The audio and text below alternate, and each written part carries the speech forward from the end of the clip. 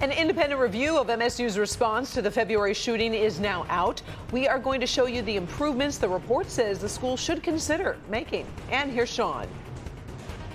Our cameras are here as casino workers in Detroit go on strike, and employees are telling us what's it going to take for them to go back inside and get to work, and also what does it look like inside the casinos on the floor. I'll show you first at 4.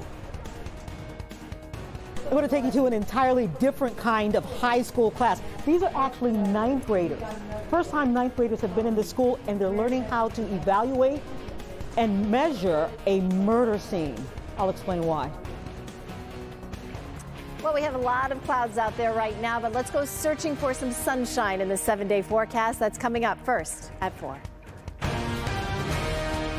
Live from downtown Detroit, Local 4 News First at 4 starts now.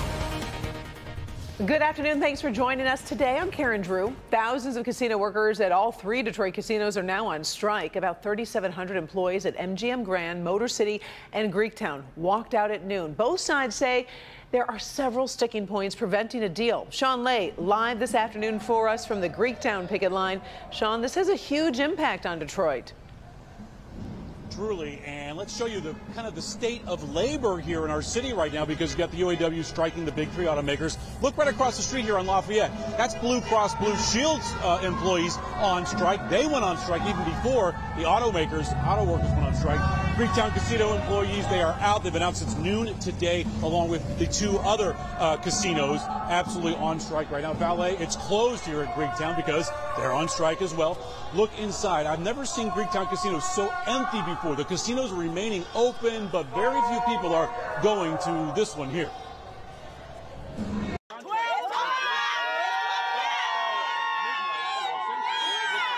Local 4 cameras are there as the picket signs come out. Employees at 3 Detroit casinos are now on strike, saying that they have to walk out and speak up for higher pay to keep up with higher prices everywhere. Ulysses Bryant bartends at Motor City Casino. 60 hours a week. Well, 60 minimum. 60 minimum. I do well over that. Bryant says staffing levels are so down he can actually feel his workload every week. The Detroit Casino Council, it's made up of 5 unions like the UAW and Teamsters. Members on the inside of the negotiations say they're fighting for higher wages, and they say the employees and the casinos are miles apart on an agreement. You know, the goal is to come to a fair agreement, but when we can't do that and we're at an impasse, then we have to do what we have to do, and that's where we are now. Back here live, talking to some people that are in the rooms negotiating, saying these 2 sides, casinos and the unions here, very far apart. 3,700 employees on the street now, all 3 casinos. The 3 casinos, Karen, remain open. The city of Detroit really dependent on the tax revenue that comes from these casinos. But at 5 o'clock, I'll take you inside all 3. You can see what they look like for yourself. Back to you. All right. Thank you, Sean. We appreciate it. We also are still tracking the latest developments in the UAW strike. On Local 4 News at 5 and 6, we're going to check in with business editor Rob Maloney, who will have more on a significant step that Stellantis made today. Another top story we're tracking for you first at 4. MSU has released an independent after-action report on the campus mass shooting response last February. The 25-page report, prepared by security risk management consultants, details recommendations to improve to campus safety and response to crisis situations. Now, though it did say overall the university's response was effective, among recommendations are upgrading electronic building access, using AI in video systems to quickly determine if something or someone is out of place, expanding the university's security cameras by partnering with businesses and local residents to share access to their private cameras. If you'd like to read the full report, you can find it on clickondetroit.com. We posted it for you. Detroit police are looking into the non-fatal shooting of an elderly woman on the city's east side. Police say the 71-year-old was in her home when a bullet just ripped through a window and hit her. The woman was drawn to the window by some sort of issue happening outside. It's unclear exactly what that issue was, but police say that is where the gun fired from. There's no word right now on the victim's condition or if any arrests have been made. A former Republican candidate for Michigan governor is going to prison for his role in the 2021 attack on the U.S. Capitol. Today, Ryan Kelly was sentenced in federal court to 60 days in prison, 1-year probation, and is being forced to pay a $5,000 fine. Kelly pleaded guilty in July to a charge of illegally entering a restricted area. Kelly has said he was protesting the government because he did not believe the results of the 2020 election. Representative Jim Jordan failed to get enough support in a House vote for the House Speaker seat. The House went into recess shortly after this afternoon's vote. 20 Republicans are refusing to give Jordan their votes. Now the Ohio representative is talking to get them to turn to his side. Former House Speaker Kevin McCarthy told reporters that he expects it will be hours until the next vote is called, but there will likely be another one sometime today. We'll keep you updated. Time now for our first look at your forecast. Let's bring in Kim on what we can expect for the rest of the day.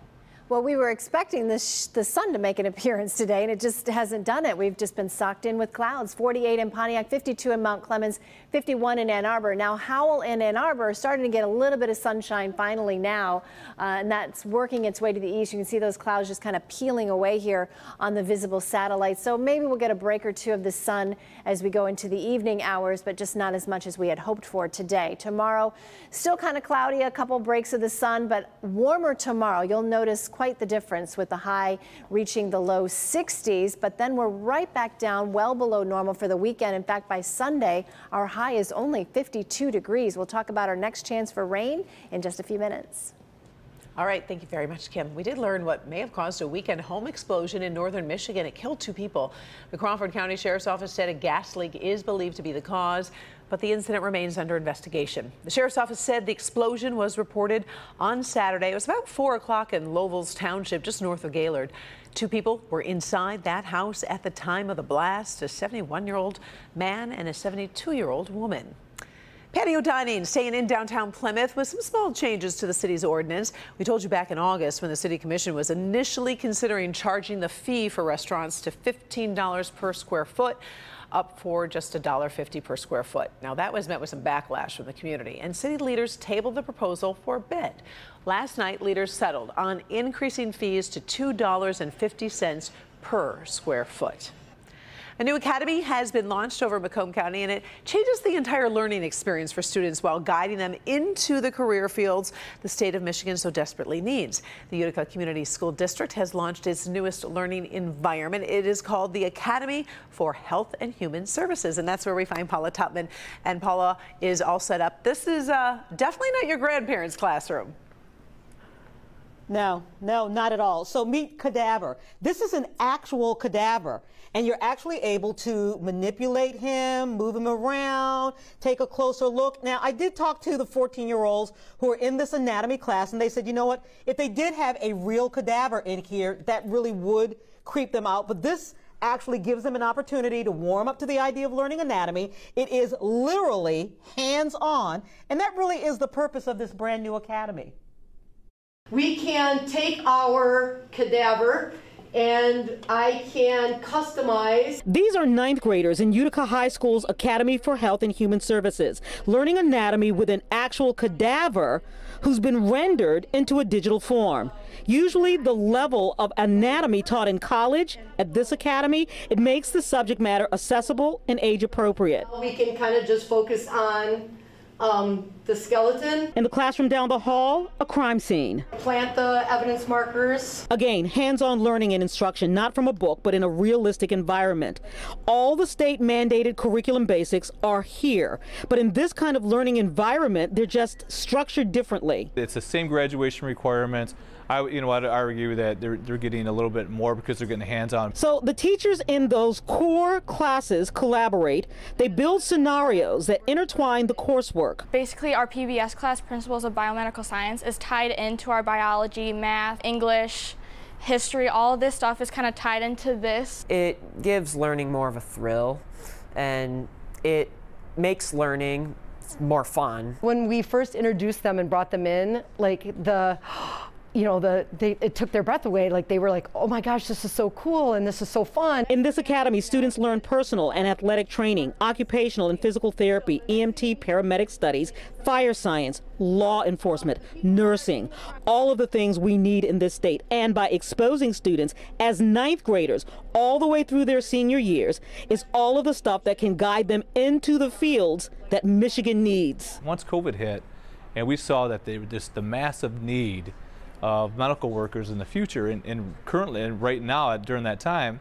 it was very apparent. There was huge holes in the medical science fields. And because of the way the classrooms and the curriculum are structured, the entire learning experience is different. I actually do want to become a pediatrician in the future, so I think this will definitely help me understand what it does more and how I can become prepared for that job. Sometimes learning can get kind of boring, but this learning is intriguing. Any little detail that we have that could be evidence that is, we need to measure to make sure we have the precise measurement. There's also hair. We noticed there's hair on the back, so we're gonna have to test if it's her hair, if it's someone else's hair. That's kind of why I came to this program, because I don't really know what I want to do yet, but I have a feeling of what I'm good at, but I don't really know, and I don't want to waste my college, so that I can already know before I go to college what I want to be.